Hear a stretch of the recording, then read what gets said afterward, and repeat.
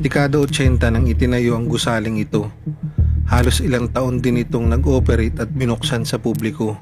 Naging kilala at espesyal ang hotel na ito dahil sa taglay na itong kalakihan. Creepy. Hanggang isang araw, nagkaroon ng sunog at naging sanhi sa pag-iba ng ibang parte ng hotel. Ayan yung mga yung sunog. Tapos yung mga nasusunod na katawan. Ganun. Talaga yung mga nagpaparamdam, di ba?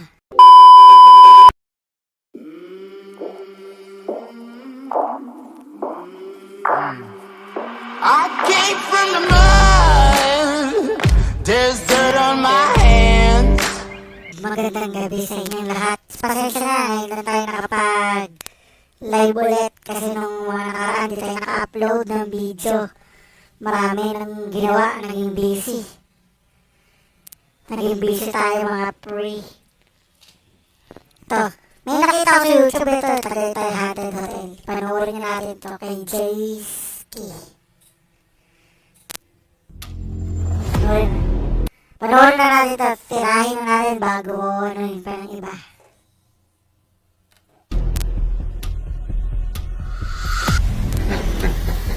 Itong parte ng hotel na to, ito yung nakakatakot na napuntahan ko dito.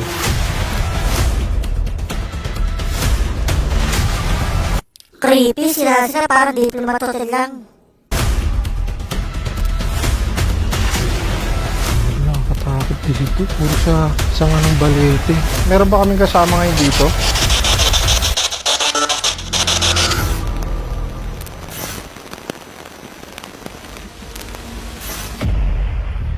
Dekada 80 nang itinayo ang gusaling ito. Halos ilang taon din itong nag-operate at binuksan sa publiko. Naging kilala at espesyal ang hotel na ito dahil sa taglay na itong kalakihan. Creepy. Hanggang isang araw, nagkaroon ng sunog at naging sanhi sa pag-iba ng ibang parte ng hotel. Ayan yung mga yung sunog. Tapos yung mga nasusunod na katawan. Ganun. Talaga yung mga nagpaparamdam, di ba? Kaya nga yung ozone disco, di ba? Marami nagpaparamdam. Speaking of ozone disco, next week pupunta tayo doon. Panoorin yung vlog natin next week. Hindi nagtagal ay binili na din ito ng isang mayaman at kilalang kumpanya sa lugar na ito. At simula nun, tuluyan na itong nabandona. Dahil sa kwento dito, ay agad namin itong pinuntahan para libutin at imbestigahan ang nasabing hotel. Ako po yung nagbabantay dito po sa hotel na abandonado po. Kwento ko lang po yung kasama ko dati dito po, yung parang hindi daw siya makatulog kasi may ano daw siya, may nararamdaman siya. Katakot talaga yung ikwento niya sa amin. Yun, siya yung first time duty dito panggabi. Nakakatakot talaga yung mga trabaho ng guard. No? Kaya shoutout sa mga guard dyan.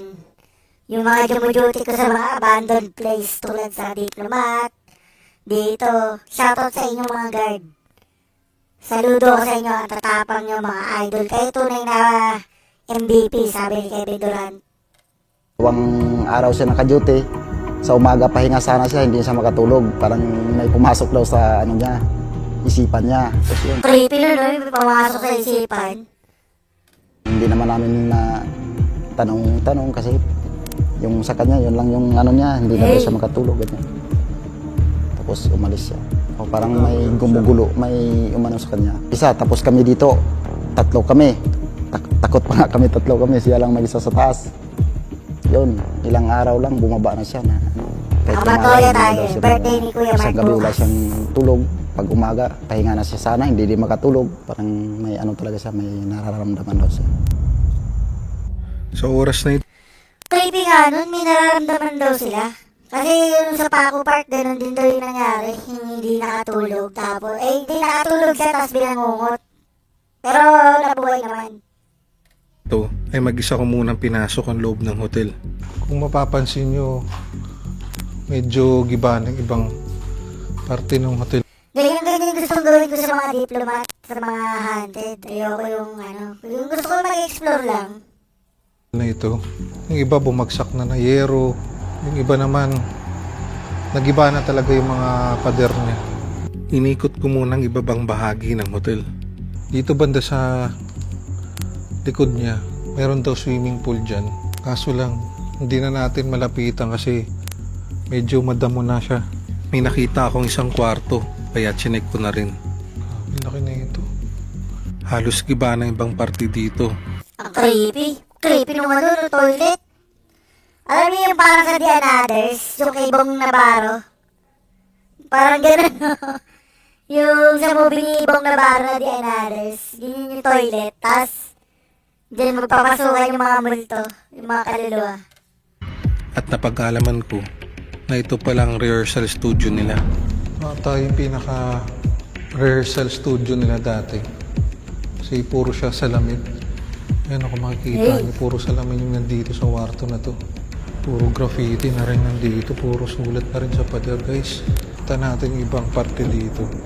Medyo madamo lang talaga yung ibang part. Kaya naman iwasan yung mga damo. Sobrang creepy rin dito sa part na to. Isang kwarto dito guys, check din natin kung anong meron dito. Magkabila ng lababo dito. Ito siguro ang dishwashing area nila. Siguro dating kusina to. Nandito. May puno ng balete dito guys. Ayan, kinain na rin ng baging yung mga pader dito. Halos giba na at hindi na mapasukan ang ibang kwarto dito. Mamaya check natin kung ano itsura ng taas nito. Habang naglalakad dito sa first floor ay napansin ko naman ang lumang banyo nila. Ito yung dating CR nila. Iba na rin yung toilet bowl dito. Creepy ng banyo. Nakakatakot. Baka anytime pwede na lumabas niya si yung sa The Grudge. May nakita rin ako isang kwarto dito na puro tiles na para bang kitchen area nila. Hindi ko sure kung anong kwarto to pero puro siya tiles. Ayan o, makikita nyo, may mga bandal din siya dun sa pader niya. Lahat ng pader dito gawa siya sa tiles. Sa tabi naman nito ay makikita nyo isang malawak na lugar na tila ba isang reception area. Dito may isang lugar dito na puro balete na siya oh. Ayan o, mapapansin nyo, puro siya mga sanga ng balete.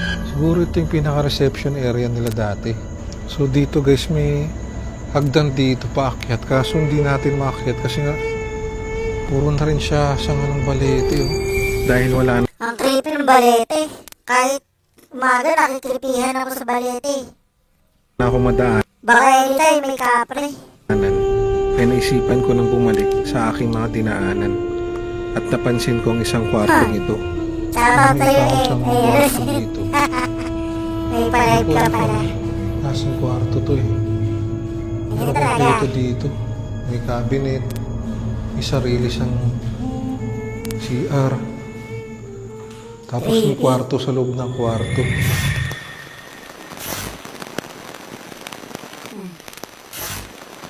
Ito yung first floor ng hotel guys. Sobrang lahawak na ito. Yung ibang kwarto kasi dito hindi ko na pinasok kasi halos magkakamukha lang siya. Habang naglalakad papunta sa main hotel ng first floor ay nakita ko kanilang elevator. Ito siguro yung dating elevator nila. Kaso puno na siya ng tubig. Tsaka sira na rin. Yung ibang parte dito sa elevator na to medyo nagiba na. Naglaglagan na rin yung mga kisame dito. Yung hagdan naman dito nalaglag na rin. Parang kinain na siya ng kalawak. Kaya sabi sa amin ng caretaker dito, sa ibang hagdan na lang daw kami dumaan. Para makaakyat dun sa pinaka second floor. Maya pa ay nakarating na ako sa mga kwarto dito sa first floor. Ito yung first floor ng hotel. Halos magkakamukha lang yung mga kwarto rin dito. Dito sa first floor, medyo maliliit yung kwarto eh. Siguro dati ito yung mga economy na rooms nila. Chinek ko na din ang loob ng isang kwarto dito. Yung naman ng bawat kwarto dito guys. Meron siyang isang aparador, may salamin. Tapos meron din siyang sariling CR. Kung mapapansin nyo yung kisame niya medyo mataas na rin. Kaya parang malaki siya tignan. Nagpatuloy lang ako sa paglalakad dito sa first floor at chinek ko na din ang isa pang kwarto dito. Yung ibang kwarto dito, wala nang mga salamin, yung mga vanity mirrors nila tinanggal na. Siguro may mga kumuha siguro dati dito. Pero yung ibang cabinet dito, Pagka kaya abandon na, syempre, kukunin na ng mga magbabakal yan o mga, Katulad dun sa ano, yung pinanood ko dun sa ano, dati, yung... Basta yun yung pinagkukuha yung mga bakal. Ito medyo buo pa siya. Pero yung ibang plywood wala na, tinanggal na rin. Siguro may mga kumuha din dito. Grabing haba na itong hotel na to. So subukan naman natin umakyat dun sa pinaka second floor na itong hotel. Check naman natin kung anong mayroon dun. Sa oras na ito, sinimulan ko ng akyatin at dibutin ang second floor ng hotel. Yung ibang parte kasi dito, sabi sa amin ng caretaker, ay nasunog daw yung likod na part dito. Dito ay makikita nyo ang mga parte na nasunog sa hotel. Dito sa nilalakaran ko, marami kang madadaanan dito na parang mga uling.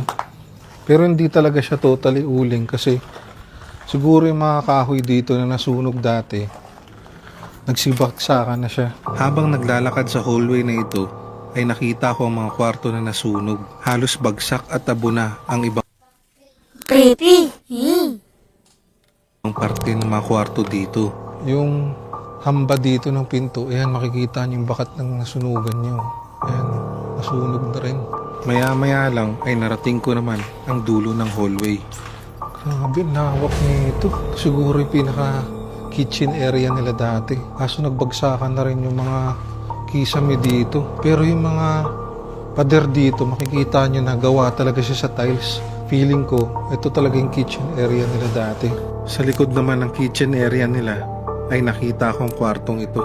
Dito hindi ko sure kung anong kwarto ito, pero giba-giba na rin siya. Yung mga kisame dito, bagsak na din. Paglabas ko, may nakita naman ako isang kwarto dito. Halos kinain na ito ng sanga ng mga balete. Hindi nakakatakot dito. Ang creepy talaga ng balete. Kahit sa office yung pagpupunta kami sa kainan doon. Makikita mo may balete doon, oh. May balete.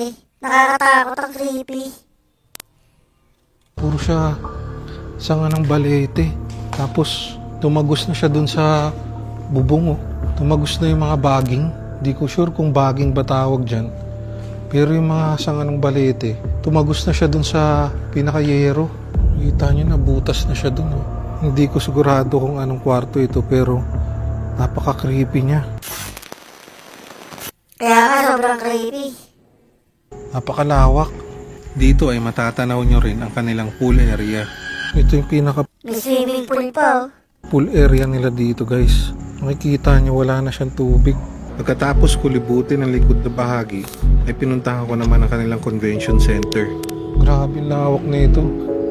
Puro carpet pa yung sahig dito. Siguro dati hindi ito basta-bastang convention hall nila dito. Kasi napakalawak na ito. Kaso puro na siya kahoy, mga kalat. Makikita mo rin yung stage nila dito, laki. Maya-maya lang ay nakita ko naman ang mga lumang banyo ng convention center. Ito siguro yung pinaka-CR nila dati. Dito sa convention center nila. Buo pa yung mga tiles dito. Tsaka yung salamin, medyo malumot na rin siya. Medyo nakakaligaw lang tong lugar na to. Pero grabe, ang ganda siguro na ito dati. Tsaka ang creepy niya ngayon. Lalo na dun sa party kanina na nasunugan. Creepy nung balete dun kanina. Check natin yung iba pang mapupuntahan natin dito. Sa likod ng stage ay makikita nyo naman ang utility room ng events area. Siguro pag may event, dito yung pinaka-kitchen ng mga chef dito. Siguro dito naghahanda ng mga isi-serve nila dun sa labas ng convention. Nagpatuloy lang ako sa aking paglalakad hanggang mapuntahan ko ang katabing kwarto nito. Kung mapapansin nyo, yung mga bakat pa siya nasunog. Oh. Pero napansin ko dito yung sahig nila dito. Gawa rin siya sa carpet. May nakita akong hallway dito. Kaya dito na rin ako dumaan. Dito guys, hindi ko akalain na isa pa palang tagusan siya dito. May mga kwarto rin siya sa loob. Siguro ito yung mga kwarto ng mga VIP. Pag may event, dito yung pinaka-dressing room nila. Habang naglalakad sa hallway na ito, ay napansin ko, ang dulo na ito ay papunta pala sa main hotel. Ito pala yung tagusan dun. Kanina, sa baba. Papunta Creepy naman yan. dun sa hotel na nasunog. Ito naman yung pinakaharapan ng hotel. So ito yung second floor ng hotel guys. Kung mapapansin nyo, dito halos lahat ng sahig is carpet siya. Pero parang ganun din yung itsura niya dun sa baba. May isang cabinet, may vanity mirror, tapos meron silang isang CR dito. Nakita ko din ang mga lumang telepono na ginamit sa mga kwarto dito. Yung mga dati nilang telepono dito. Mga luma na talaga. Kinain na ng alikabok.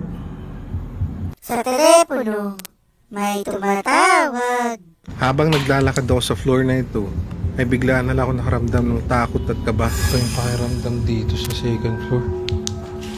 Parang ang creepy dito sa lugar na to. Itong parte ng hotel na to. Ito yung nakakatakot na napuntahan ko dito.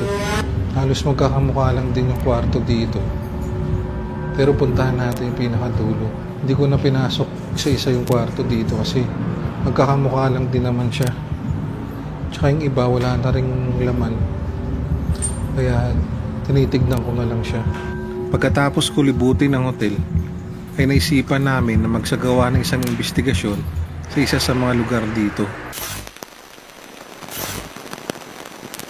Nagpa-paranormal na sila. Sa oras na ito ay naglapag na kami ng aming mga kagamitan para simulan ang aming investigasyon. Naglagay na rin kami ng iba-ibang anggulo ng kamera sa lugar na ito. Sinimulan ko na rin magtanong gamit ang spirit box. Meron ba kaming kasama ngayon dito? Ano? Parang meron eh. Isa ka bang kaluluwa o isa kang elemento? Nang tanongin ko kung sila ba isang elemento o isang spirito, ang sagot naman nila sa akin ay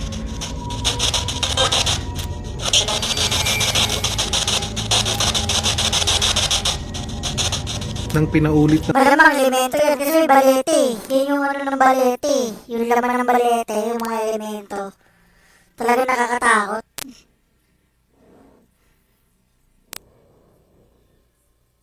Creepy. ng kasama ko ang kanilang mga sagot, ito naman ang kanilang sagot sa akin. Kung espiritu ka, sama ka ba o mabuti? Masama. Sinubukan na rin namin tanungin kung Creepy nun. Masama. ilan sila dito at maya-maya lang Ilan kayo dito?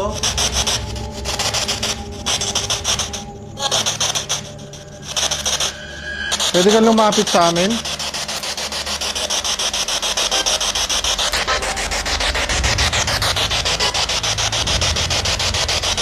Lapit ka sa amin dito, patunogin mo yung mga nilapag namin.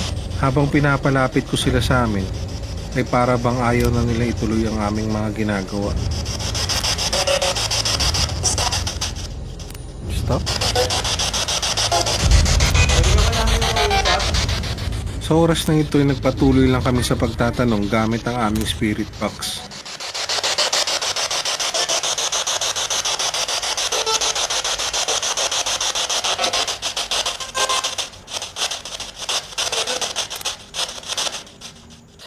Habang nag-aantay kami ng mga kasagutan, ay bigla na lang kaming minarinig na boses ng lalaki mula sa aming spirit box.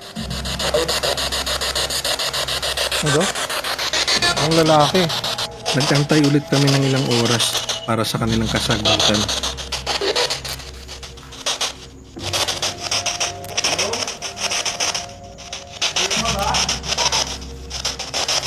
Sabi sa inyo, mas creepy yung elemento kaysa sa multo eh. Kasi yung elemento, di mo alam kung masama or mabuti. Yan yung mga laman loob ng lupa eh. Tulad ng tikbalang, duwende, ano pa? Manananggal, tanak, yung mga ganong elemento, mas nakakatakot talaga sa multo.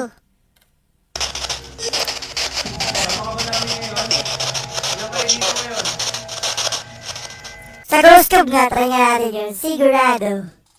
Calvo. Hey! Sa oras na ito ay wala na kaming nakuhang maayos na sagot o response mula sa kanila. Pwede mong lapitan yung mga nilapag namin dito?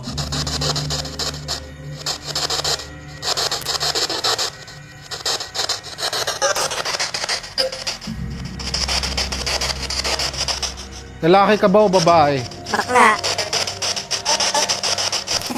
Bakla daw yung multo.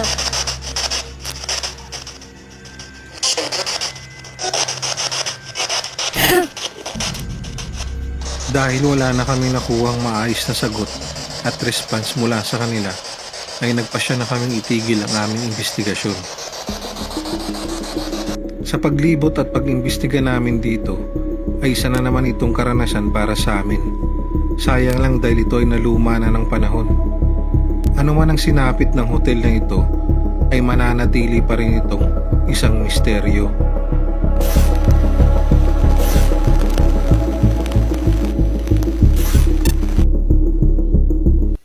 Creepy nun. Nakakatakot. Yung elemento. Kasi may balete. Ganun talaga guys. Pag maraming balete, nakakatakot. Creepy. Kaya nga yung balete drive, diba? Talagang pinamamahayan siya.